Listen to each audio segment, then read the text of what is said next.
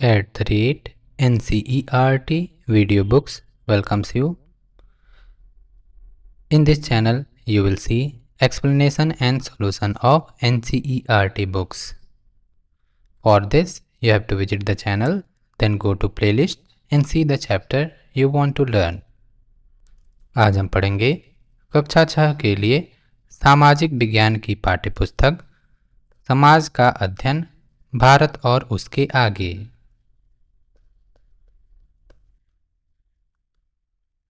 इस पाठ्यपुस्तक में कुल 14 पाठ हैं। आज हम पढ़ेंगे अध्याय 1 पृथ्वी पर स्थानों की स्थिति।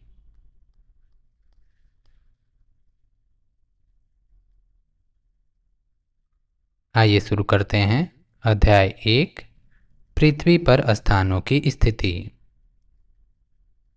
पृथ्वी अंतरिक्ष में स्थित है, जो जल, पृथ्वी, अग्नि और वायु से बनी है और यह गोलाकार है। यह सभी स्थलीय और जलीय प्राणियों से घिरी हुई है। आर्यभट्ट लगभग 500 शासंग। शासंग का अर्थ समझने के लिए आइए हम चलते हैं अध्याय 4 पर।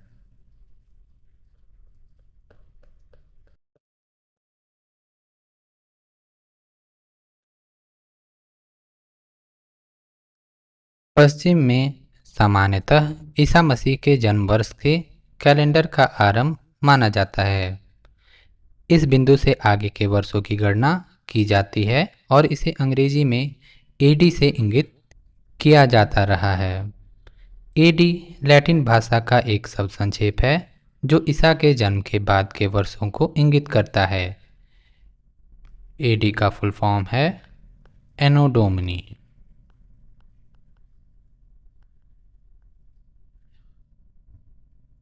परंतु अब विश्व भर में इसे अंग्रेजी में कॉमन एरा अर्थात सीई कहा जाता है। उदाहरणार्थ, भारत 1947 में स्वतंत्र हुआ। इसे 1947 ईस्वी, कभी कभी ईस्वी सन 1947 अथवा 1947 सीई अंग्रेजी में लिख सकते हैं। कुछ इस प्रकार। इसी प्रकार ईसा मसीह के जन्म की पारंपरिक तिथि से पूर्व के वर्षों की गणना उल्टे अथवा अवरोही क्रम में की जाती है एवं इसे अंग्रेजी में बीसी से इंगित किया जाता था। इसे अब अंग्रेजी में बिफोर कॉमन एरा अथवा बीसीई से इंगित किया जाता है। उदाहरण के लिए 560 शासंग गौतम बुद्ध, जिनके बारे में हम अध्याय 7 में जानेंगे, के जन्म की अनुमानित तिथि है। क्या आप गणना कर सकते हैं कि उनका जन्म आज से कितने वर्ष पूर्व हुआ था? आपने ध्यान दिया होगा, ईसा मसीह के जन्म के वर्ष से हम आगे के वर्षों की गणना सीई या एडी में करते हैं और ईसा मसीह के जन्म से पहले के वर्षों की गणना हम बीसीई में करते हैं।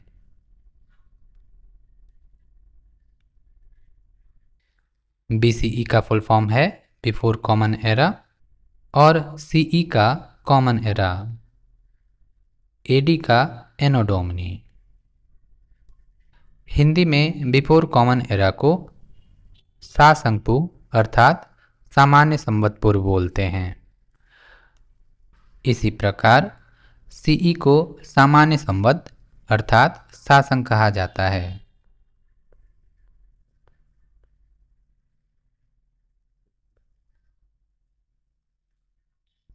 इस पाठ्यपुस्तक में हमने बीसीई के लिए सामान्य संवत पूर्व शासंग तथा सीई के लिए सामान्य संवत शासंग शब्दों का प्रयोग किया है। आइए पता लगाएं। इस प्रकार की गणना सरल होती है, परंतु इसमें एक समस्या रहती है।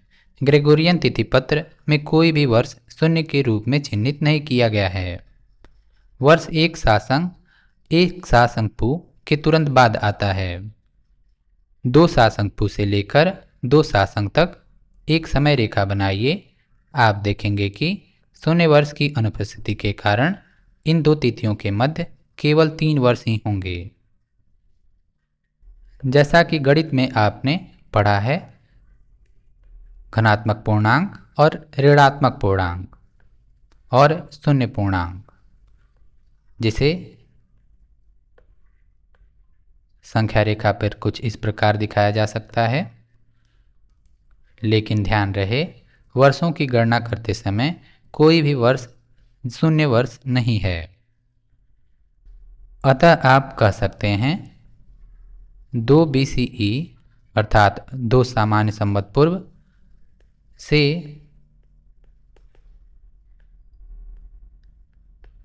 2 CE अर्थात 2 सामान्य संवत वर्ष के बीच वर्ष का अंतर होगा 3। 1, 2, 3, क्योंकि शून्य वर्ष होता ही नहीं है।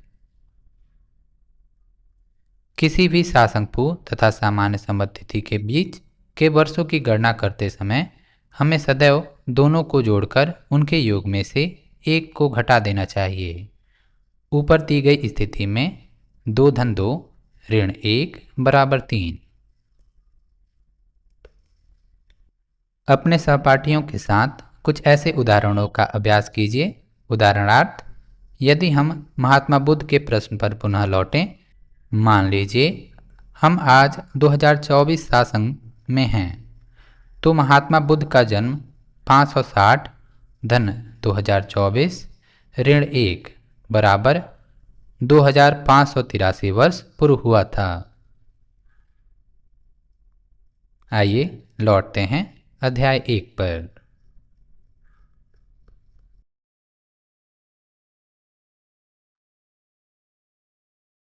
महत्वपूर्ण प्रश्न 1। मानचित्र क्या है और हम इसका उपयोग कैसे करते हैं? इसके मुख्य घटक क्या हैं? उत्तर में आप कुछ ऐसे लिख सकते हैं। मानचित्र किसी क्षेत्र का एक दृश्य निरूपण या रेखा चित्र होता है जो किसी समतल सतह पर पैमाने के अनुसार खींचा जाता है। इसका उपयोग किसी छोटे क्षेत्र, गांव, कस्बा आदि, किसी बड़े क्षेत्र, जिला या राज्य या भारत जैसे बहुत बड़े देश या यहाँ तक कि पूरे विश्व को दर्शाने के लिए किया जा सकता है। मानचित्र के मुख्य घटक दूरी, दिशाएं और प्रतीक चिन्ह हैं।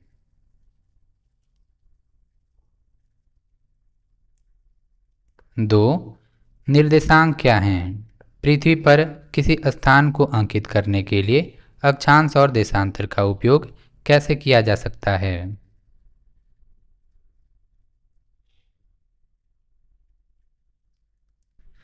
उत्तर आप लिख सकते हैं।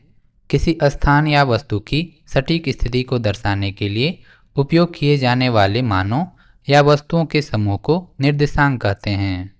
उदाहरण के लिए, अक्षांश और देशांतर पृथ्वी पर किसी स्थान के स्थान को चिन्हित करने के लिए उपयोग किए जाने वाले 2 निर्देशांक हैं।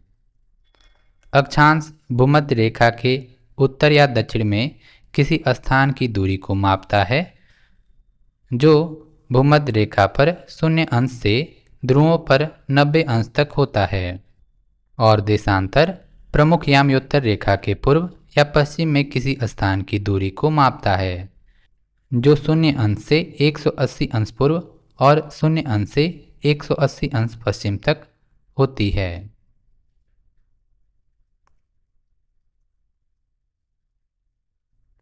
3। देशांतर से स्थानीय समय और मानक समय कैसे संबंधित हैं?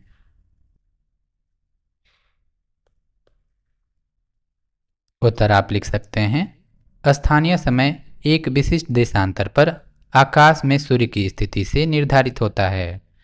इसलिए समान देशांतर पर स्थित स्थानों का स्थानीय समय सामान्यतः एक ही होता है।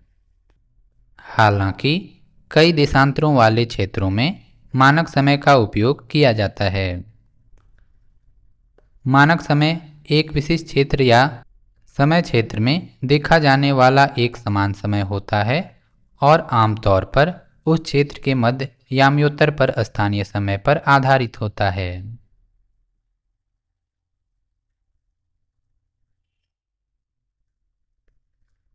कल्पना कीजिए कि आप पहली बार किसी नगर की यात्रा कर रहे हैं। उस नगर में आप जिन स्थानों की यात्रा करना चाहते हैं उनका पता कैसे लगाएंगे? आप सहायता के लिए किसी स्थानीय व्यक्ति से पूछ सकते हैं अथवा उस नगर के मानचित्र को देख सकते हैं। पिछली कक्षाओं में आपने मानचित्र के बारे में कुछ बातें सीखी थीं और इस अध्याय में हम उनका विस्तार पूर्वक अध्ययन करेंगे। आइए एक खेल खेलते हैं। नीचे दिए गए एक लघु नगर के मानचित्र का निरीक्षण कीजिए। चित्र 1.1। कल्पना कीजिए कि आप रेलवे स्टेशन पर रेलगाड़ी से अभी अभी उतरे हैं और मानचित्र पर अंकित बैंक में जाना चाहते हैं। देख सकते हैं रेलवे स्टेशन को और बैंक को। आप किस मार्ग से जाएंगे? क्या कोई अन्य संभावित मार्ग भी है? आप रेलवे स्टेशन से आप चिकित्सालय से होते हुए बैंक जा सकते हैं या आप शहर के बाहर बाहर होते हुए बैंक जा सकते हैं। क्या आप इस मानचित्रावली में सार्वजनिक उद्यान, विद्यालय और संग्रहालय का पता लगा सकते हैं?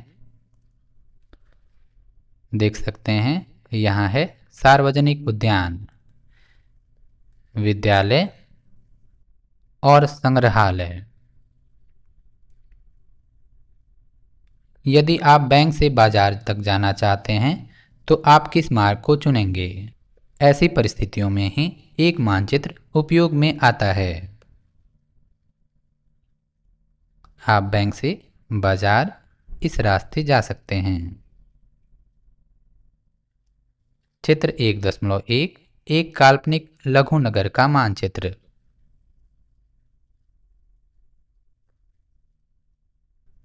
मानचित्र स्थानों का पता लगाने के लिए एक मार्गदर्शक की तरह है जो यह दर्शाता है कि किसी स्थान की स्थिति कहाँ है और वहाँ तक कैसे पहुँचा जा सकता है। मानचित्र के दाएं कोने के शीर्ष पर स्थित 4 तीरों पर ध्यान दीजिए। हम आगे देखेंगे कि वे कैसे विशिष्ट दिशाओं को इंगित करते हैं और मानचित्र को समझने में अधिक सहायक होते हैं। देख सकते हैं 4 तीरों को जो दिशाओं को इंगित कर रहे हैं। दिशाएं हैं उत्तर, दक्षिण, पूर्व, पश्चिम।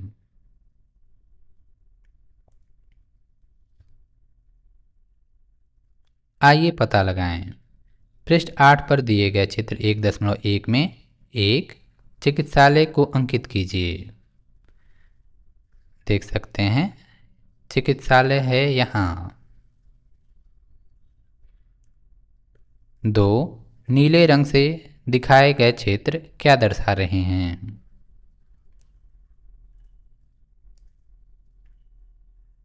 नीले रंग से क्षेत्र दर्शा रहे हैं जलाशय, नहर, नदी या नाला।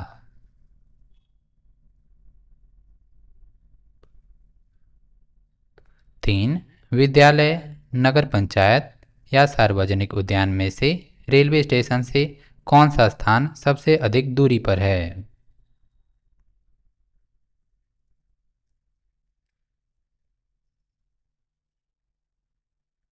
देख सकते हैं नगर पंचायत यहाँ, विद्यालय यहाँ और सार्वजनिक उद्यान यहाँ।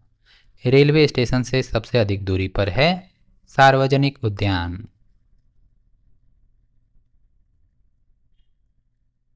कक्षा के एक क्रियाकलाप के रूप में 3 या 4 विद्यार्थियों के अलग अलग समूह बनाइए। प्रत्येक समूह से अपने विद्यालय तथा उस तक जाने वाले कुछ मार्गों और पड़ोस के भवनों का मानचित्र बनाने को कहिए। अंत में सभी मानचित्र की तुलना कीजिए और उन पर चर्चा कीजिए।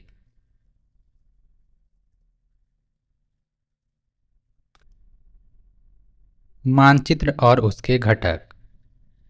हम इस साधारण उदाहरण से समझ सकते हैं कि मानचित्र किसी भी क्षेत्र का एक प्रतीकात्मक चित्रण या रेखांकन है। यह एक लघु क्षेत्र, गांव या कस्बा, एक बृहद क्षेत्र, मान लीजिए कि आपका जनपद या राज्य अथवा भारत जैसे एक अति विशाल देश या संपूर्ण विश्व भी हो सकता है। मानचित्र में आप सतह को ऐसे देखते हैं जैसे आप उसे ऊपर से देखते हैं। एटलस मानचित्रावली मानचित्रों की एक पुस्तक या संग्रह है। जैसा कि आप जानेंगे, मानचित्र अनेक प्रकार के होते हैं। भौतिक मानचित्र मुख्य रूप से प्राकृतिक आकृतियों जैसे पर्वतों, महासागरों और नदियों को दर्शाते हैं। उदाहरण के लिए पाठ्यपुस्तक में चित्र 5.2।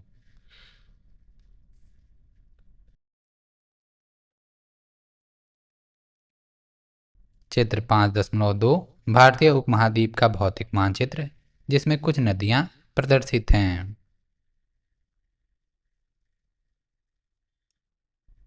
आप भौतिक मानचित्र में पहाड़, पठार, मैदान तथा नदियों, समुद्रों इत्यादि को देख सकते हैं।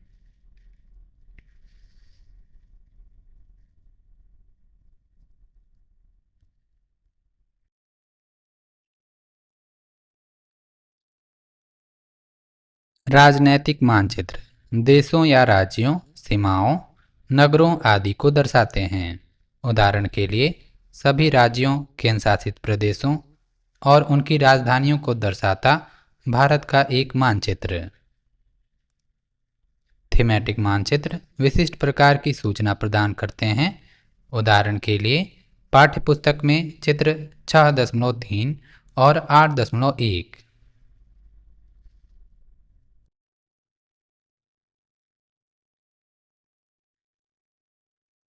चित्र 6.3 सिंधु सरस्वती सभ्यता की कुछ प्रमुख बस्तियों का मानचित्र। पर्वत श्रृंखलाओं द्वारा बनी प्राकृतिक सीमाओं को देखिए, भूरे रंग में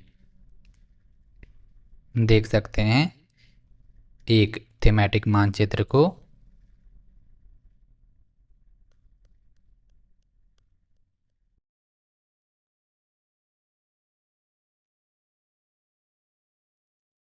चित्र 8.1 भारत के विभिन्न क्षेत्रों से अनाजों और दालों के कुछ उदाहरण देख सकते हैं दूसरे थीमेटिक मानचित्र को।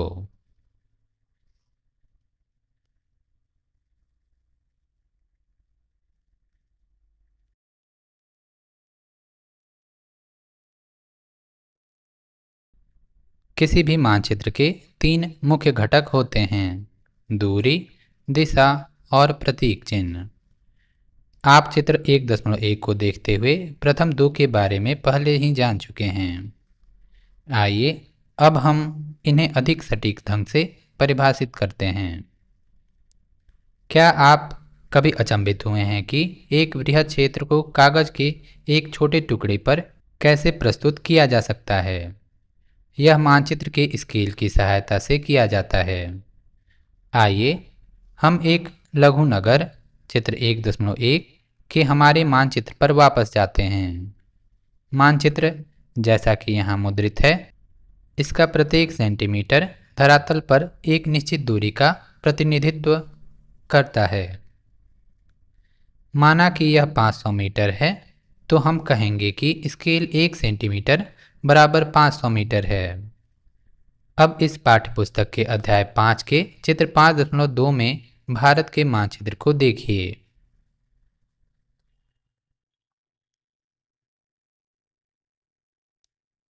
देख सकते हैं चित्र 5.2।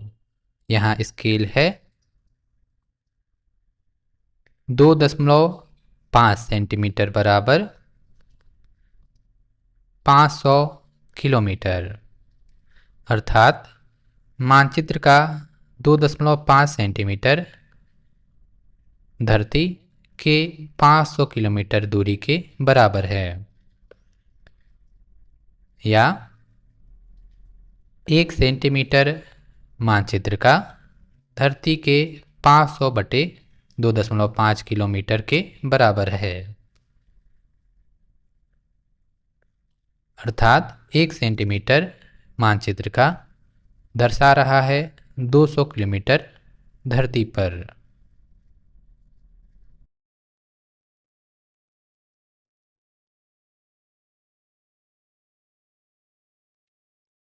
स्केल नीचे बाएं कोने में एक रूलर के द्वारा दर्शाई गई है, जिसकी लंबाई के ऊपर 500 और किनारे पर किलोमीटर लिखा हुआ है। सामान्यतः इसका अर्थ यह होता है कि जो रूलर मुद्रित मानचित्र में 2.5 सेंटीमीटर मापता है, वह भूमि पर 500 किलोमीटर को दर्शाता है। इसलिए मानचित्र पर चिन्हित किन्हीं दो बिंदुओं के बीच की वास्तविक दूरी उस स्केल पर निर्भर है जिसका मानचित्र उपयोग करता है। आइए पता लगाएं। किसी विद्यालय के खेल मैदान का एक साधारण मानचित्र बनाइए। मान लीजिए कि यह 40 मीटर लंबा और 30 मीटर चौड़ा आयताकार क्षेत्र है। इसे अपने रूलर की सहायता से 1 सेंटीमीटर बराबर 10 मीटर के स्केल पर सटीक ढंग से खींचिए। अब इस आयताकार क्षेत्र के विकर्ण को मापिए। आपके द्वारा की गई माप कितने सेंटीमीटर की है? स्केल की सहायता से खेल मैदान के विकर्ण की वास्तविक लंबाई की मीटर में गणना कीजिए। आप कुछ ऐसे बना सकते हैं। पैमाना है 1 सेंटीमीटर बराबर 10 मीटर, लंबाई है 40 मीटर अर्थात मानचित्र में 4 सेंटीमीटर और चौड़ाई है 30 मीटर अर्थात मानचित्र पर 3 सेंटीमीटर। आप विकर्ण की लंबाई माप सकते हैं जो मिलेगी 5 सेंटीमीटर अर्थात धरती पर 50 मीटर। मानचित्र पर खेल के मैदान के विकर्ण की लंबाई बराबर 5 सेंटीमीटर। जमीन पर खेल के मैदान के विकर्ण की वास्तविक लंबाई बराबर 5 × 10 बराबर 50 मीटर।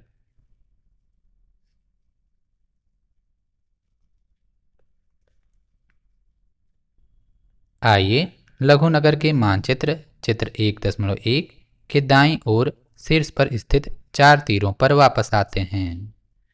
ये 4 दिशाओं को इंगित करते हैं। शीर्ष पर उत्तर और घड़ी के कांटे की दिशा में घूमते हुए पूर्व, दक्षिण और पश्चिम। इन्हें चतुर्दिश या प्रधान बिंदु भी कहा जाता है।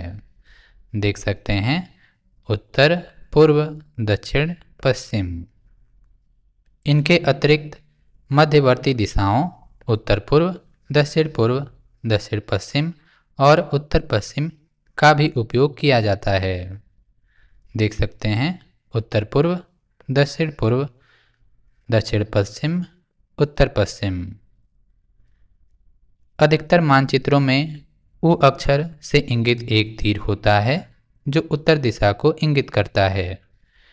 अधिकतर मानचित्र में एक तीर होता है जिसके ऊपर उ लिखा होता है जो उत्तर दिशा को इंगित करता है। आइए पता लगाएं। लघुनगर के मानचित्र पर पुनः विचार कीजिए। नीचे दी गई सूची में सही और गलत कथनों की पहचान कीजिए। 1.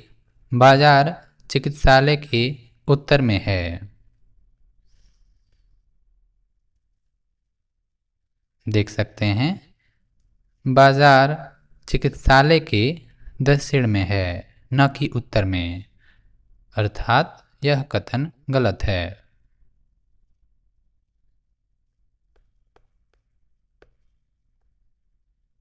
2. संग्रहालय बैंक के दक्षिण पूर्व में है। संग्रहालय बैंक के दक्षिण पूर्व में है, यह कथन सही है।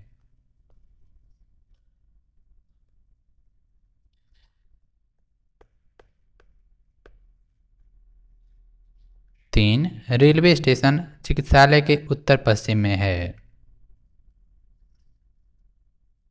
रेलवे स्टेशन चिकित्सालय के उत्तर पश्चिम में है। यह कथन सही है।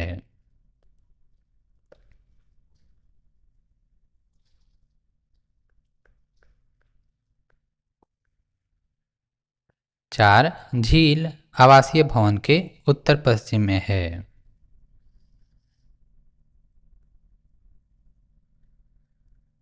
देख सकते हैं झील आवासीय भवन के दक्षिण पश्चिम में है, न कि उत्तर पश्चिम में, अर्थात दिया गया कथन गलत है।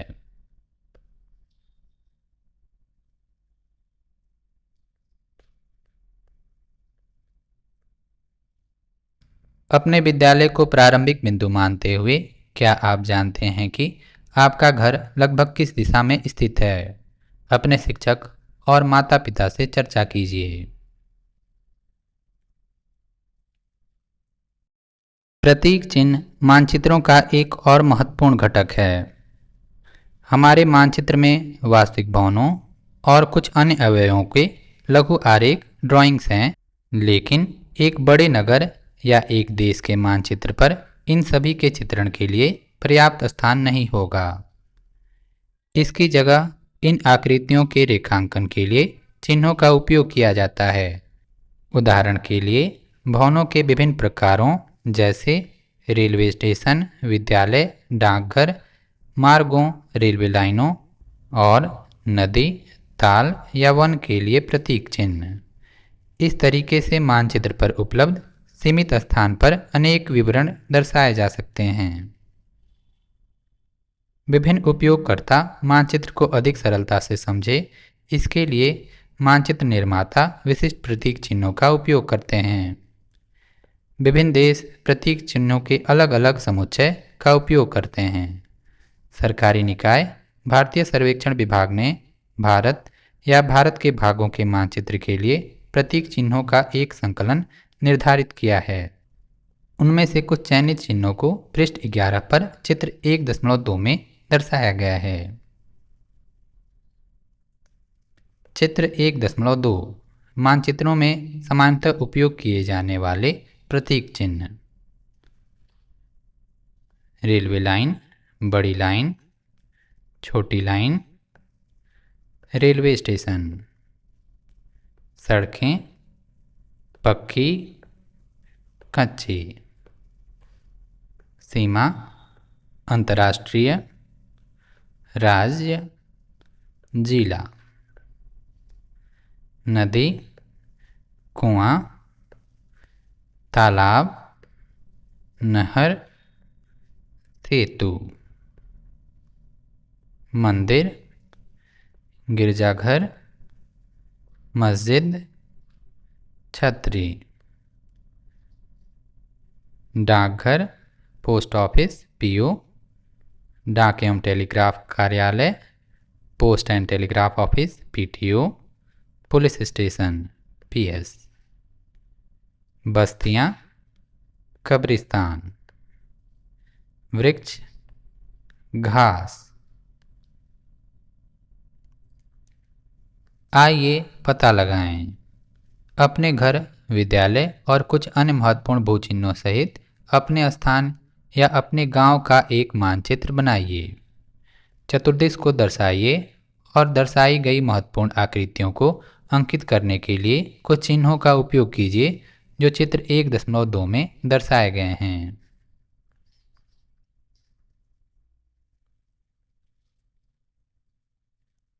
पृथ्वी का मानचित्रण। पृथ्वी का मानचित्रण कुछ अधिक कठिन है क्योंकि हमारे ग्रह का आकार चपटा नहीं है। इसकी आकृति लगभग गोलाकार है। हम लगभग इसलिए कहते हैं क्योंकि यह पूर्ण गोलाकार नहीं है, अपितु ध्रुवों पे थोड़ी चपटी है। हम इसे व्यवहारिक दृष्टि से गोलाकार मानेंगे। कागज के एक समतल पृष्ठ पर एक गोलाकार वस्तु को यथावत चित्रित करना संभव नहीं है। ऐसा क्यों है? इसे समझने के लिए एक संतरे को इस प्रकार छीलिए कि आपके पास उसके छिलके के केवल 3 अथवा 4 टुकड़े हों। इसके बाद एक मेज पर उन्हें चपटा करने का प्रयास कीजिए। आप पाएंगे कि किनारों को तोड़े बिना आप यह नहीं कर सकते। अब एक ग्लोब पर विचार कीजिए जो एक गोल आकृति जैसा है और उस पर एक मानचित्र बनाया गया है। यह पृथ्वी, चंद्रमा, मंगल ग्रह, तारों और तारामंडल आदि का भी एक मानचित्र हो सकता है। इस पृष्ठ पर दिए गए प्रथम चित्र पर दर्शाई गई वह भौगोलिक वस्तु जो गोलाकार है, सामान्यतः धातु, प्लास्टिक या कार्डबोर्ड से बनी होती है। देख सकते हैं यहाँ ग्लोब को जो सामान्यतः बना होता है धातु, प्लास्टिक या कार्डबोर्ड से। हम यहाँ पृथ्वी के भूगोल का प्रतिनिधित्व करने वाले ग्लोब का अध्ययन करेंगे। चूंकि ग्लोब और पृथ्वी का आकार एक समान अर्थात गोलाकार होता है, इसलिए एक ग्लोब किसी समतल मानचित्र की तुलना में पृथ्वी के भूगोल का बेहतर प्रतिनिधित्व करता है। आइए इसकी कुछ विशेषताओं का पता करें। क निर्देशांक को समझना। किसी नगर या कस्बे के एक बड़े बाजार की कल्पना कीजिए जिसमें सीधी पंक्तियों में समान आकार की दुकानें हैं। आप बाजार में एक स्टेशनरी की दुकान पर अपने मित्र से मिलना चाहते हैं, लेकिन आपका मित्र यह नहीं जानता कि दुकान कहाँ पर है। अतः आप उसे इस प्रकार का निर्देश देंगे, प्रवेश द्वार से 5वीं पंक्ति की 7वीं दुकान पर साया 6 बजे मुझसे मिलें। इससे आपका मित्र सही स्थिति को निर्धारित कर पाएगा। अब शतरंज के पटल पर विचार करते हैं। आगे बढ़ने वाले खिलाड़ी की चालों को दर्ज करने के लिए मुख्य खानों पर अक्षर क से ज तक और दोनों ओर के बीच अंक 1 से 8 तक लगाए जाते हैं। चित्र देखिए। इस साधारण प्रणाली से खिलाड़ी प्रत्येक वर्ग को अंकित कर पाते हैं और प्रत्येक चाल चिन्हित करते हैं। यहाँ पर सफ़ेद पक्ष की रानी के सामने वाले प्यादे को 2 चाल आगे बढ़ाकर एक बहुत सामान्य चाल खेल का आरंभ किया गया है। अतः प्यादा घ2 से घ4 की ओर बढ़ा है। देख सकते हैं यह प्यादा घ2 से घ4 की ओर बढ़ा है।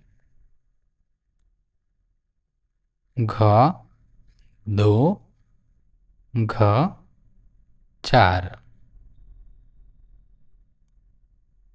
आइए पता लगाएं। यदि आपको काले पक्ष की ओर से खेलना हो और उसी विधि से प्रत्युत्तर देना हो तो इन्हीं नियमों का उपयोग करते हुए अपनी चाल लिखिए। अर्थात आपको इस प्यादे को यहाँ से यहाँ बढ़ाना है। अर्थात घ7 से घ5 पर। यह है घ7 और यह है घ5।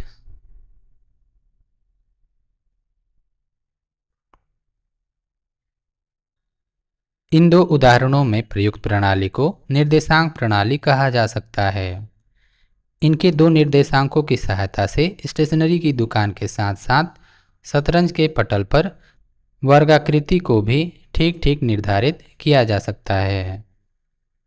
मानचित्र पर किसी स्थान की स्थिति के निर्धारण के लिए निर्देशांकों की इसी प्रणाली का प्रयोग किया जाता है। आइए देखें यह प्रणाली कैसे काम करती है। ख अक्षांश। आइए ग्लोब को पुनः देखते हैं। इस पर उत्तर ध्रुव और दक्षिण ध्रुव की पहचान करना सरल है। ग्लोब को घुमाइए। जब यह घुमाया जाता है तो ऊपरी और निचले स्तर पर स्थित बिंदु 2 ध्रुव हैं। इनके मध्य में भूमध्य रेखा अर्थात विषुवत होती है। उस वृत्त को पहचानिए जो इसे चिन्हित करता है। चित्र 1.3। चित्र 1.3 यह ग्लोब अक्षांशों के समानांतरों और देशांतरों के याम्योत्तरों दोनों को दर्शाता है। देख सकते हैं उत्तरी ध्रुव और इसके विपरीत में दक्षिणी ध्रुव को।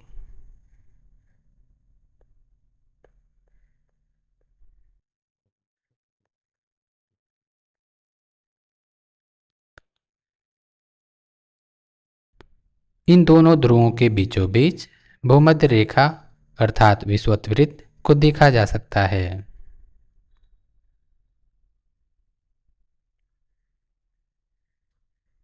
कल्पना कीजिए कि आप भूमध्य रेखा पर खड़े हैं और दोनों ध्रुवों में से किसी एक ध्रुव की ओर यात्रा कर रहे हैं।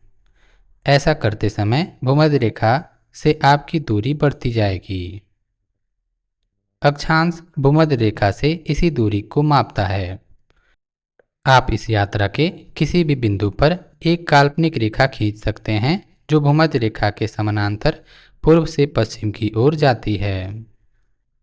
इस प्रकार की रेखा को अक्षांश अर्थात समानांतर कहा जाता है और यह पृथ्वी के चारों ओर एक वृत्त बनाती है। पुनः ग्लोब पर यह सुनिश्चित करना सरल है कि सबसे बड़ा वृत्त विषुवत वृत्त है, जबकि हम जैसे ही उत्तर की ओर या दक्षिण की ओर आगे बढ़ते हैं तो अक्षांश द्वारा अंकित किए गए वृत्त छोटे होते जाते हैं। चित्र 1.3 भूमध्य रेखा के समानांतर अक्षांशों को देखा जा सकता है। कुछ अक्षांश भूमध्य रेखा के उत्तर की तरफ हैं और कुछ अक्षांश भूमध्य रेखा के अर्थात विषुवत वृत्त के दक्षिण में है। इनका आकार ध्रुवों की तरफ बढ़ने पर छोटा होते जाता है। देख सकते हैं 30 अंश उत्तर अक्षांश, 60 अंश उत्तर अक्षांश और 90 अंश उत्तर अक्षांश अर्थात उत्तरी ध्रुव को।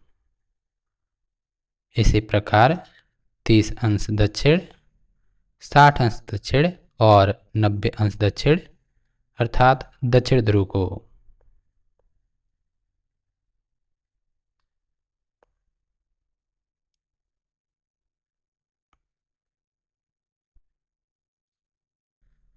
अक्षांशों को अंशों अर्थात डिग्री में व्यक्त किया जाता है। परंपरागत रूप से विषुवत वृत्त अक्षांश 0 डिग्री या 0 अंश है, जबकि दो ध्रुवों के अक्षांश क्रमशः 90 अंश उत्तर और 90 अंश दक्षिण है। इसे 90 अंश उ और 90 अंश द के रूप में लिखा जाता है। अक्षांश और जलवायु के बीच एक संबंध है। भूमध्य रेखा के चारों ओर जलवायु सामान्यतः गर्म, इसे उष्ण कहा जाता है, होती है। जैसे ही आप भूमध्य रेखा से दूर दो ध्रुवों में से किसी एक की ओर यात्रा करते हैं, तब अक्षांश की डिग्री बढ़ती जाती है और जलवायु शीतोष्ण हो जाती है। उत्तर या दक्षिण ध्रुव के निकट जलवायु शीत अर्थात ठंडी होती है। आप विज्ञान में पढ़ेंगे कि ऐसा क्यों होता है और यह भी कि हम एक वर्ष की समयावधि में विभिन्न ऋतुओं का अनुभव क्यों करते हैं।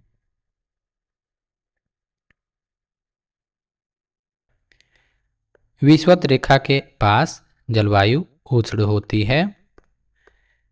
ध्रुवों की तरफ बढ़ने पर जलवायु शीतोष्ण होती जाती है।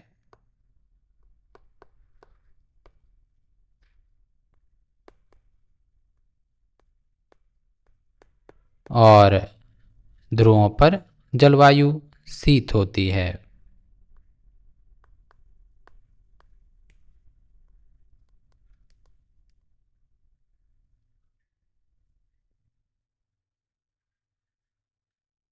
उष्ण, शीतोष्ण और शीत अर्थात ठंडी जलवायु।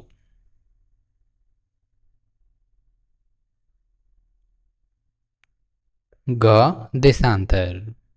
अब कल्पना कीजिए कि आप संभवतः सर्वाधिक छोटी रेखा पर उत्तर ध्रुव से दक्षिण ध्रुव की ओर यात्रा कर रहे हैं।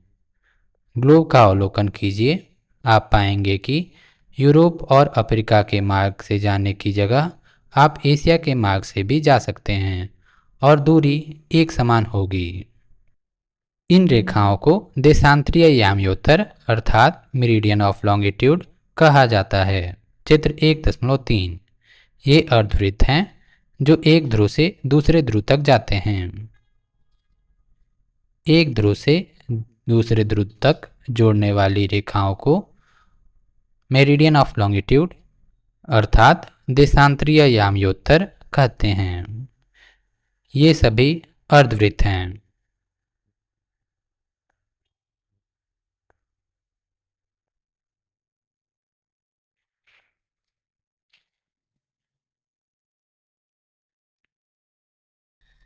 आप विज्ञान में यह भी सीखेंगे कि पृथ्वी अपनी धुरी पर घूमती है। इसे सरलता से समझने के लिए एक टेबल लैंप को अपने ग्लोब से थोड़ा दूर रखिए और कल्पना कीजिए कि यह सूर्य है जो पृथ्वी को प्रकाशित कर रहा है। ग्लोब को पूर्व की ओर घुमाने पर हम देख सकते हैं कि पृथ्वी पर कुछ स्थानों पर प्रातःकाल है, अन्य स्थानों पर मध्याह्न, सायं या रात्रि है। जब एक देश में प्रातः नाश्ते का समय होता है, अन्य देश में मध्याह्न भोजन का समय होता है और किसी तीसरे देश में लोग रात्रि भोजन कर गहरी नींद में सो रहे होते हैं। इसी कारण एक स्थान के देशांतर के माप द्वारा हम उस स्थान के समय को भी मापेंगे। आइए देखें यह कैसे होता है। देशांतर को मापने के लिए हमारे द्वारा प्रमुख याम्योत्तर पृष्ठ 14 पर चित्र 1.3 कहे जाने वाले संदर्भ बिंदु को परिभाषित करना आवश्यक है। इसे ग्रीनिच याम्योत्तर भी कहते हैं क्योंकि वर्ष 1884 में कुछ देशों ने तय किया कि इंग्लैंड में लंदन के एक क्षेत्र ग्रीनिच से गुजरने वाली याम्योत्तर प्रमुख याम्योत्तर के लिए अंतर्राष्ट्रीय मानक मानी जाएगी। इसे शून्य अंश देशांतर के रूप में अंकित किया जाता है। देख सकते हैं प्रमुख याम्योत्तर अर्थात शून्य अंश देशांतर।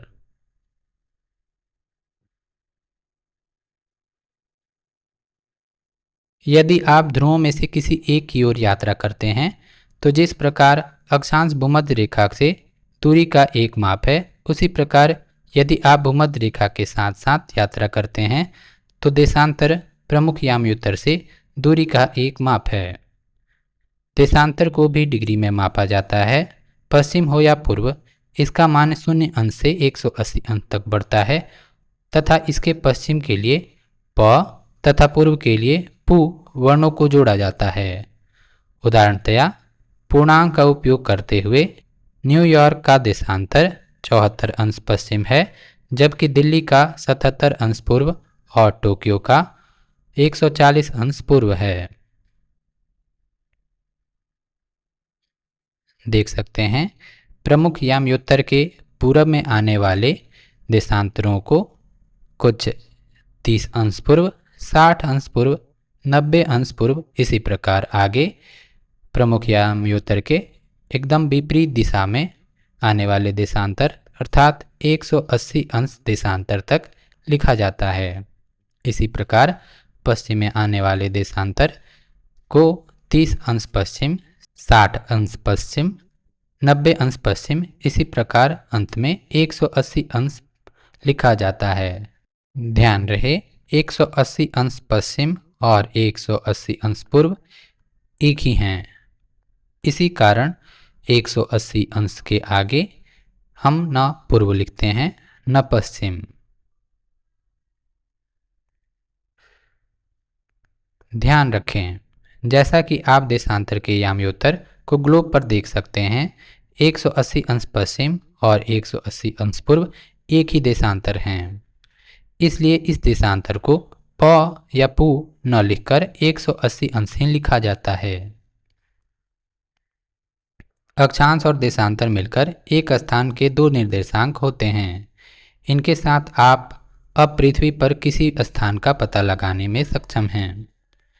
इस प्रकार जब यह कहा जाता है कि दिल्ली 29 अंश उत्तर अक्षांश और 77 अंश पूर्व देशांतर पर स्थित है, तो इसे आप भली भांति समझ सकते हैं। कहा गया है। दिल्ली 29 अंश उत्तर अक्षांश अर्थात विषुववृत्त से ऊपर की तरफ, और प्रमुख याम्योत्तर से 77 अंश पूर्व।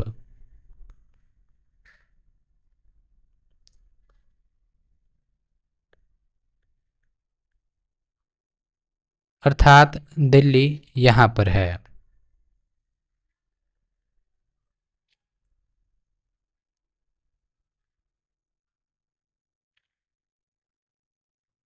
यद्यपि यह डिग्री अनुमानित रूप से पूर्ण है, किंतु सटीक नहीं है।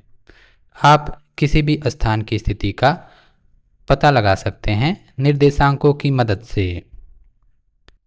अक्षांश और देशांतर मिलकर निर्देशांक बनाते हैं। पृष्ठ 14 पर चित्र 1.3 में नीली रेखाएं ग्लोब पर अक्षांश और देशांतर के याम्योत्तर को दर्शाती है।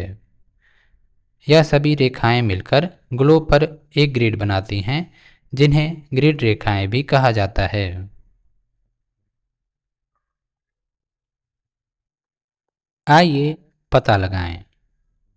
यदि आपकी कक्षा में ग्लोब या मानचित्रावली में स्पष्ट रूप से अक्षांश और देशांतर अंकित हैं, तो 1 मुंबई, 2 कोलकाता, 3 सिंगापुर और 4 पेरिस के अक्षांश और देशांतर के लगभग मान को लिखने का प्रयास कीजिए।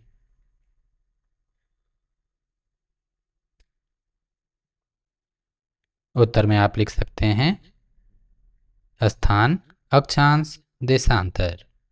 मुंबई 19.07 अंश उत्तर, 72.87 अंश पूर्व। कोलकाता 22.57 अंश उत्तर, 88.36 अंश पूर्व। सिंगापुर 1.35 अंश उत्तर, 103.81 अंश पूर्व। पेरिस 48.85 अंश उत्तर, 2.35 अंश पूर्व।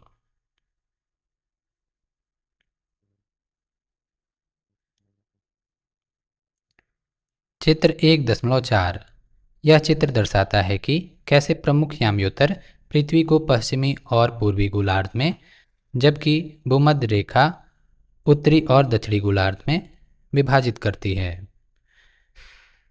देख सकते हैं प्रमुख याम्योत्तर अर्थात ग्रीनिच याम्योत्तर पृथ्वी को पश्चिमी गोलार्ध और पूर्वी गोलार्ध में विभाजित कर रही है, और भूमध्य रेखा अर्थात विषुववृत्त पृथ्वी को उत्तरी गोलार्ध और दक्षिणी गोलार्ध में विभाजित कर रही है। ध्यान रखें, वास्तव में ग्रीनिच याम्योत्तर पहली ज्ञात प्रमुख याम्योत्तर रेखा नहीं है। अतीत में अन्य प्रकार के याम्योत्तर भी थे।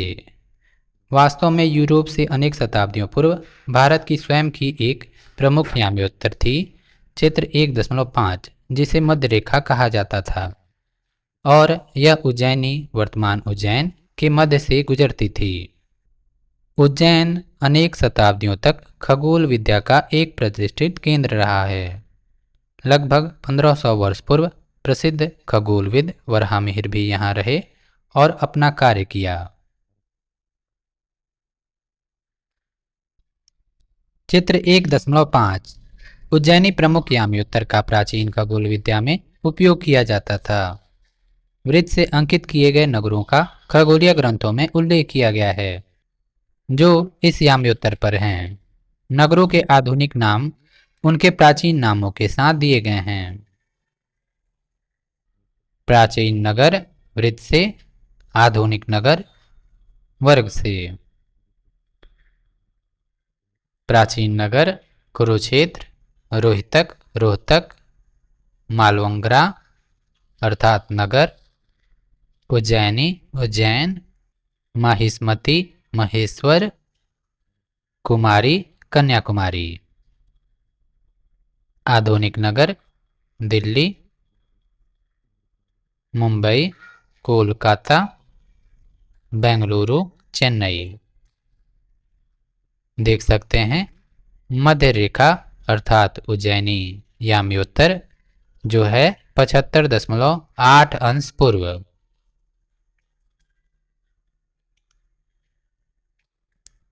भारतीय खगोलविद शून्य और प्रमुख याम्योत्तर सहित अक्षांश और देशांतर से परिचित थे। उज्जैनी याम्योत्तर सभी भारतीय खगोलीय ग्रंथों में गणनाओं के लिए एक प्रमुख संदर्भ बन गया था। इस मानचित्र में उज्जैनी याम्योत्तर के निकट के कुछ प्राचीन शहरों को दर्शाया गया है। कुछ शहर इसके अत्यधिक निकट हैं, जबकि अन्य कुछ दूरी पर हैं। ऐसा इसलिए है कि देशांतर को मापने के लिए सही सही समय रखना आवश्यक है और यह वर्तमान की तुलना में तब उतना सटीक नहीं था।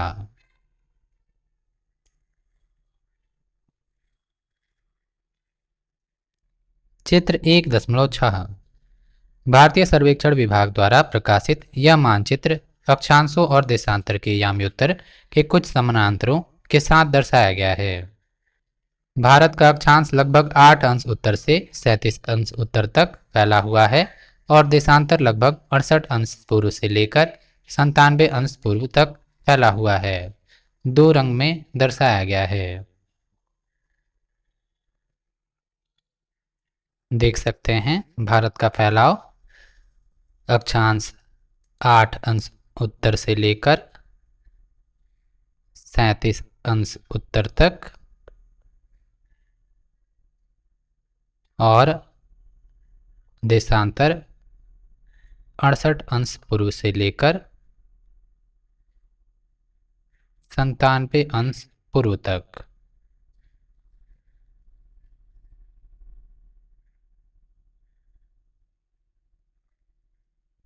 समय क्षेत्र टाइम जोन को समझना। ग्लोब को पुनः पश्चिम से पूर्व की ओर घुमाइए। इसी प्रकार से हमारा ग्रह अपनी धुरी पर चक्कर लगाता है और प्रत्येक 24 घंटे में एक चक्कर पूरा करता है।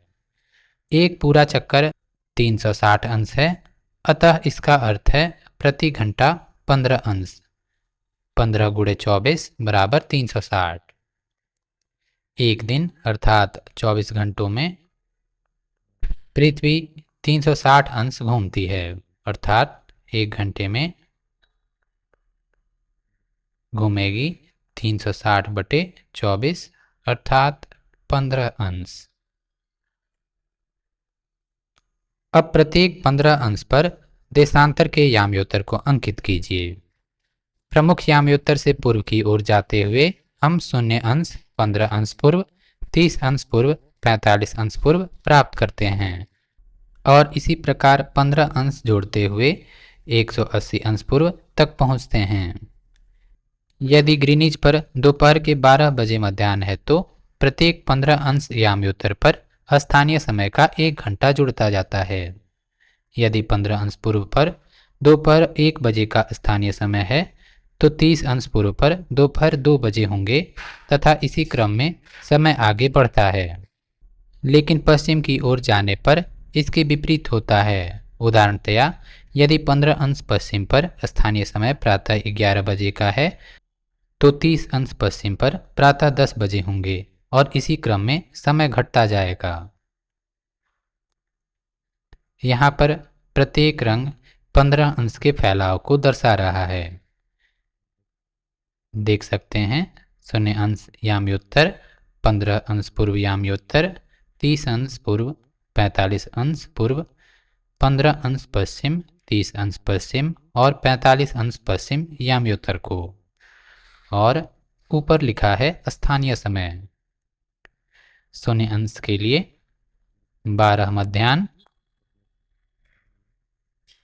15 अंश पूर्व के लिए 1 अपराह्न, 30 अंश पूर्व के लिए 2 अपराह्न, 45 अंश पूर्व के लिए 3 अपराह्न। इसी प्रकार 15 अंश पश्चिम के लिए 11 पूर्वाह्न, 30 अंश पश्चिम के लिए 10 पूर्वाह्न, 45 अंश पश्चिम के लिए 9 पूर्वाह्न। चित्र 1.7 इस ग्राफ में प्रमुख याम्योत्तर के संदर्भ में नीचे अक्षांश और ऊपर स्थानीय समय को दर्शाया गया है। प्रत्येक रंग एक याम्योत्तर पर केंद्रित 15 अंश का एक क्षेत्र है।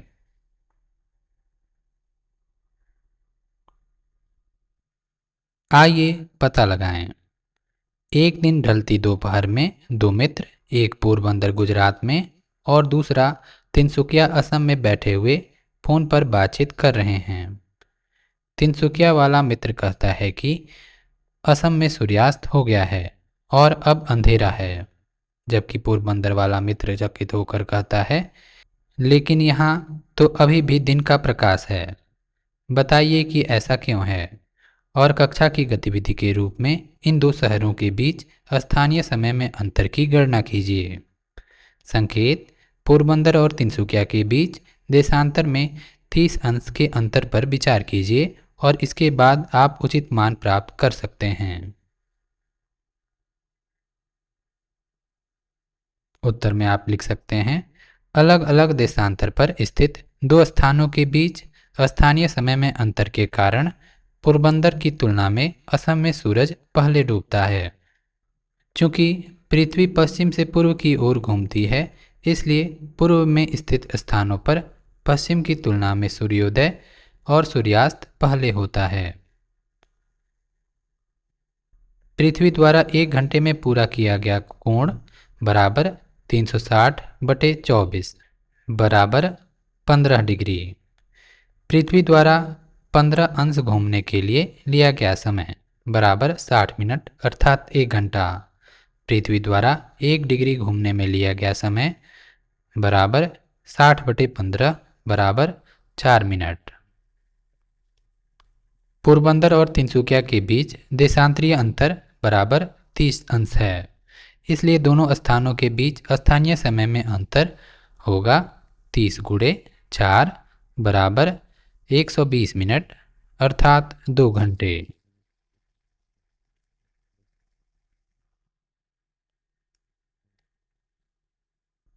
इस विधि का पृथ्वी पर किसी भी स्थान के स्थानीय समय की गणना करने में उपयोग किया जा सकता है, लेकिन यह विधि किसी देश के अंदर अनेक स्थानीय समय के उपयोगों के संदर्भ में उचित नहीं होगी।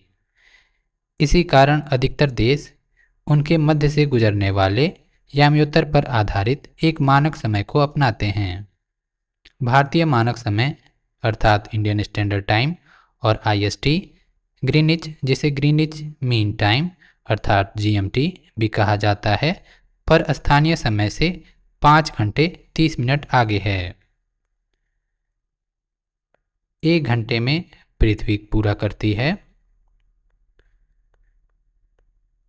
15 अंश, तो 5 घंटे में पृथ्वी पूरा करेगी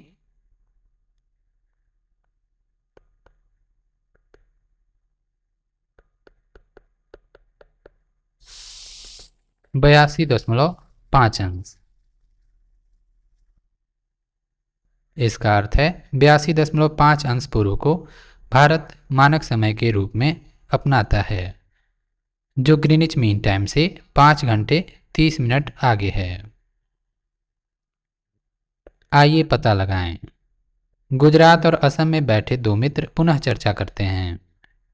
इस उदाहरण का उपयोग स्थानीय समय और मानक समय में अंतर को स्पष्ट करने के लिए कीजिए। उत्तर में आप लिख सकते हैं, चूंकि गुजरात असम से 30 अंश पश्चिम में स्थित है, इसलिए गुजरात और असम में बैठे दो दोस्त अगर समय जानने के लिए सूर्य की ओर देखें तो उन्हें लगभग 2 घंटे का समय अंतर दिखाई देगा। ऐसा अलग अलग देशांतरों पर स्थित स्थानों के बीच स्थानीय समय में अंतर के कारण होता है। हालांकि अगर वे अपनी घड़ियां देखें तो उन्हें एक ही समय दिखाई देगा।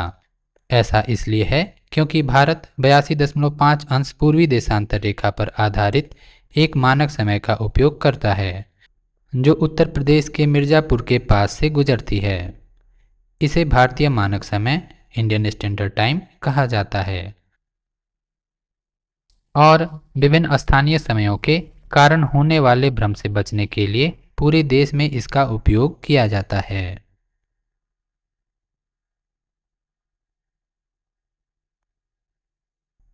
यह सभी मानक क्षेत्र समय क्षेत्र में गठित किए गए हैं जो ग्राफ में 15 अंश के क्षेत्र चित्र 1.7 का व्यापक रूप से पालन करते हैं। यदि पृष्ठ 21 पर दिए गए विश्व मानचित्र चित्र 1.8 पर विचार करें तो हम देख सकते हैं कि समय क्षेत्र को विभाजित करने वाली रेखाएं पूर्णतया सीधी नहीं होती हैं। ऐसा इसलिए है कि इन्हें अंतर्राष्ट्रीय सीमाओं का पालन करते हुए प्रत्येक देश के मानक समय का ध्यान रखना पड़ता है। मानचित्र पर कुछ देशों के भीतर लिखित संख्याओं को उनका मानक समय प्राप्त करने के लिए जीएमटी में जोड़ें यदि उनका एक धनात्मक चिन्ह है, अथवा घटाएं यदि उनका ऋणात्मक चिन्ह है।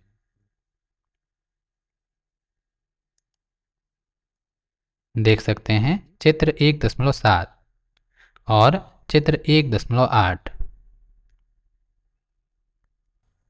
चित्र 1.8 कुछ देशों के मानक समय जीएमटी के संदर्भ में को दर्शाते हुए समय क्षेत्र का एक विश्व मानचित्र। ध्यान रहे कि दर्शाई गई अंतर्राष्ट्रीय सीमाएं अनुमानित हैं, सटीक नहीं। इससे पूर्व में स्थित देशों के लिए मानक समय निकालने के लिए आपको इन देशों के ऊपर लिखे धनात्मक संख्याओं को जोड़ना होगा ग्रीनविच मीन टाइम में अर्थात जीएमटी में। इसी प्रकार इससे पश्चिम में स्थित देशों के मानक समय निकालने के लिए उन पर लिखे इन ऋणात्मक संख्याओं को ग्रीनविच मीन टाइम अर्थात जीएमटी में घटाना होगा। यहाँ पर आप देख सकते हैं एक टेढ़ी मेढ़ी रेखा जिसे इंटरनेशनल डेट लाइन अर्थात अंतर्राष्ट्रीय तिथि रेखा कहा जाता है। यह प्रमुख यामयोत्तर के लगभग विपरीत है। कुछ देशों का देशांतरीय फैलाव काफ़ी अधिक है, जैसे कि रूस, कनाडा, संयुक्त राज्य अमेरिका, ब्राज़ील। इसी कारणवश इसमें एक से अधिक मानक समय का उपयोग किया जाता है। ध्यान रखें, इस स्पष्टीकरण से यह प्रतीत होता है कि प्रत्येक देश का एक मानक समय है। यह हर एक देश में एक जैसा नहीं होता। रूस, कनाडा या संयुक्त राज्य अमेरिका जैसे देश एकल समय क्षेत्र की दृष्टि से अत्यधिक विशाल हैं। संयुक्त राज्य अमेरिका में 6 समय क्षेत्र और रूस में 11 समय क्षेत्र, जिसका अर्थ यह है कि पूर्व से पश्चिम की ओर रूस में यात्रा करने के लिए स्थानीय समय के साथ समन्वय के लिए आपको अपनी घड़ी को 10 बार पुनर्समायोजित करना पड़ेगा। इसी प्रकार चित्र 1.9 में भारत पर केंद्रित ग्लोब कुछ देशों के जीएमटी के संबंध में मानक समय दर्शाता है। चित्र 1.9 अफ्रीका और यूरेशिया के कुछ समय क्षेत्र जीएमटी के संदर्भ में।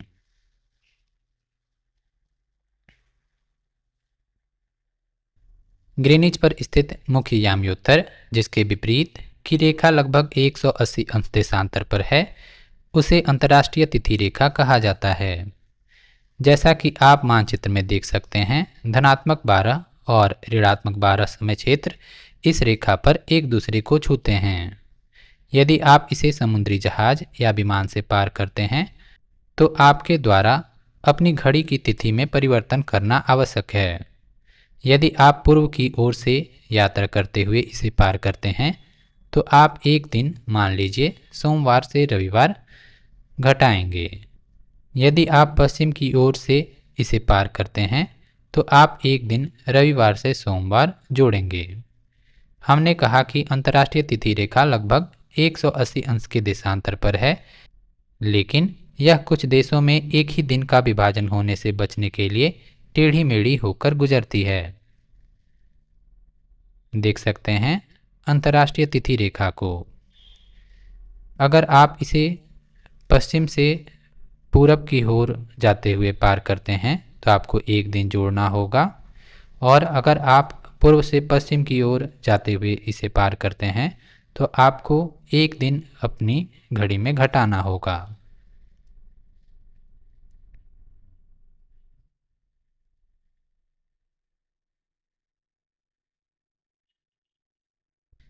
आगे बढ़ने से पहले मानचित्र पृथ्वी के क्षेत्र, चाहे वह छोटा हो या बड़ा, को दर्शाने के लिए एक अत्यधिक उपयोगी साधन है। मानचित्रों के मुख्य घटक दूरी, दिशा और प्रतीक चिन्ह हैं। पृथ्वी के प्रत्येक स्थान की एक स्थिति है जिसको अक्षांशों और देशांतरों के ग्रिड, पूर्व से पश्चिम की ओर जाने वाली भूमध्य रेखा के समानांतर और उत्तर से दक्षिण की ओर जाने वाली एक ध्रुव से दूसरे ध्रुव तक काल्पनिक रेखाओं की सहायता से सही सही परिभाषित किया जा सकता है। देशांतर से समय निर्धारित किया जाता है और समय क्षेत्र को भी परिभाषित किया जाता है। अंतर्राष्ट्रीय तिथि रेखा मुख्य याम्योत्तर के विपरीत लगभग 180 अंश के देशांतर पर अवस्थित है। अंतर्राष्ट्रीय तिथि रेखा को पार करने पर तिथि में एक दिन का परिवर्तन होता है। प्रश्न, क्रियाकलाप और परियोजनाएं। 1. इस पाठ्य पुस्तक में पृष्ठ 10 और अध्याय 5 में चित्र 5.2 के संदर्भ में 2.5 सेंटीमीटर बराबर 500 किलोमीटर का पैमाना लेते हुए नर्मदा नदी के मुहाने से गंगा नदी के मुहाने तक की वास्तविक दूरी की गणना कीजिए। संकेत, मानचित्र पर अपनी माप को एक सरल संख्या में पूर्णांकित कीजिए। मुहाना वह स्थान जहां नदी समुद्र से मिलती है। आइए देखते हैं चित्र 5.2।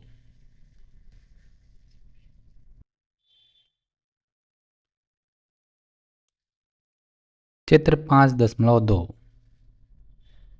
यहाँ देख सकते हैं नर्मदा नदी का मुहाना और यहाँ गंगा नदी का मुहाना। दोनों के बीच की दूरी है मानचित्र पर लगभग 10 सेंटीमीटर। आपको पता है यहाँ स्केल है 2.5 सेंटीमीटर मानचित्र पर बराबर 500 किलोमीटर धरती पर। अतः 1 सेंटीमीटर मानचित्र पर होगा 200 किलोमीटर धरती पर और 10 सेंटीमीटर मानचित्र पर होगा 2000 किलोमीटर धरती पर।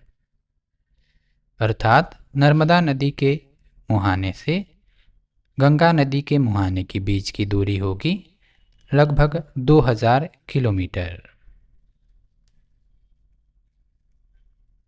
उत्तर आप कुछ ऐसे लिख सकते हैं।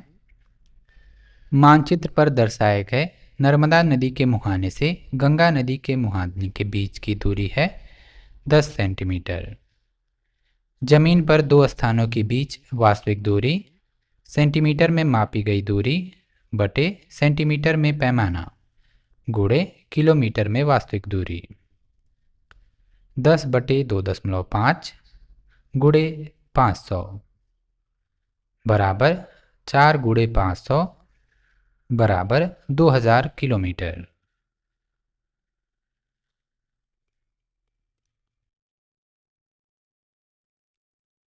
2. जब लंदन में दोपहर 12 बजे का समय होता है तो उसी समय भारत में सायं के 5:30 बजते हैं। क्यों? उत्तर होगा भारत 82.5 अंश पूर्वी देशांतर पर स्थित है और ग्रीनविच लंदन में प्रमुख याम्योत्तर रेखा के पूर्व में स्थित है। भारतीय मानक समय इंडियन स्टैंडर्ड टाइम और IST इसी देशांतर पर आधारित है और ग्रीनिच मीन टाइम अर्थात GMT से 5 घंटे 30 मिनट आगे है। इसलिए जब लंदन में दोपहर के 12 बजे होते हैं तब भारत में शाम के 5:30 होते हैं।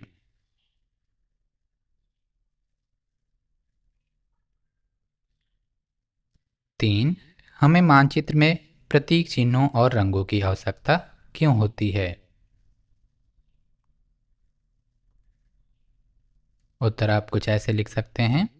प्रतीक और रंग मानचित्र पर इमारतों, सड़कों, पुलों, जंगलों, रेल लाइनों और जलाशयों जैसी विशेषताओं को प्रभावी ढंग से दर्शाने में मदद करते हैं।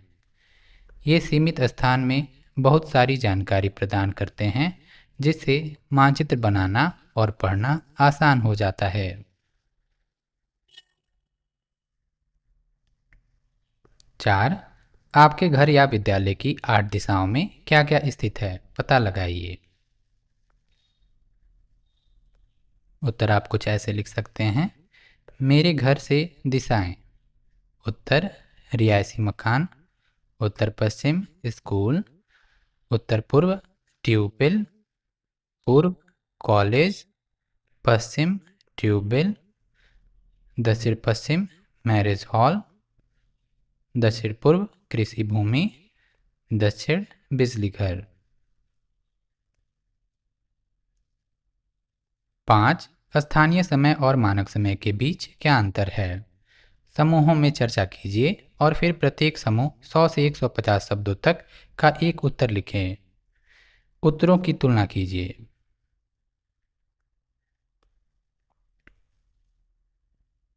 उत्तर आप कुछ ऐसे लिख सकते हैं।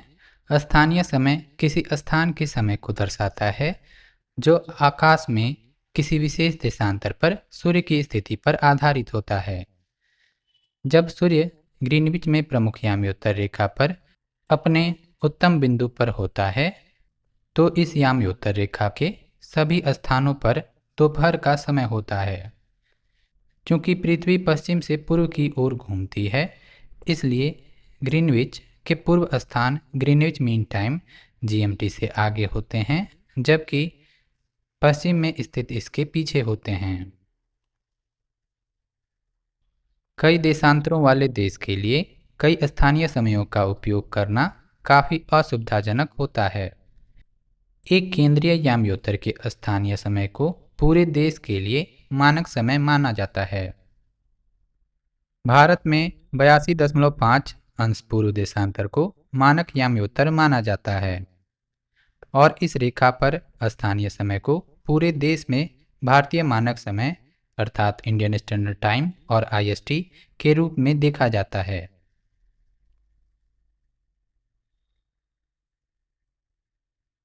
6. दिल्ली और बेंगलुरु के अक्षांश क्रमशः 29 अंश उत्तर और 13 अंश उत्तर हैं और उनका देशांतर लगभग 77 अंश पूर्व एक ही है। दोनों नगरों के बीच स्थानीय समय में कितना अंतर होगा? उत्तर में आप लिख सकते हैं, देशांतर हमें किसी स्थान का स्थानीय समय निर्धारित करने में मदद करते हैं और विभिन्न याम्योत्तरों पर स्थित स्थानों का स्थानीय समय अलग अलग होता है। चूँकि दिल्ली और बेंगलुरु लगभग एक ही देशांतर पर स्थित हैं, इसलिए उनका स्थानीय समय भी एक ही होगा। 7. निम्नलिखित कथनों पर सही या गलत का चिन्ह लगाइए और इसे एक या दो वाक्यों में समझाइए। अक्षांशों के सभी समानांतरों की लंबाई समान होती है, यह कथन गलत है। व्याख्या: भूमध्य रेखा अक्षांश की सबसे लंबी रेखा है और जैसे जैसे हम भूमध्य रेखा से ध्रुवों की ओर बढ़ते हैं, अक्षांशों की लंबाई कम होती जाती है।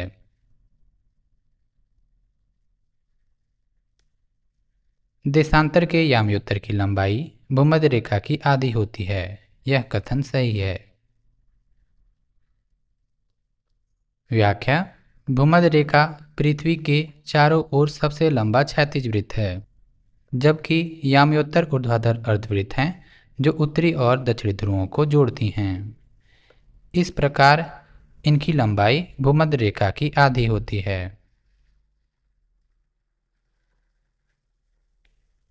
दक्षिण ध्रुव का अक्षांश 90 अंश दक्षिण है, यह कथन सही है। व्याख्या: दक्षिणी ध्रुव भूमध्य रेखा से 90 अंश दक्षिण में स्थित है। असम में स्थानीय समय और आईएसटी भारतीय मानक समय एक ही है, यह कथन गलत है। व्याख्या: भारतीय मानक समय अर्थात इंडियन स्टैंडर्ड टाइम और आईएसटी पूरे देश में एक ही रहता है, जबकि असम में स्थानीय समय वहां से गुजरने वाले देशांतर पर निर्भर करता है।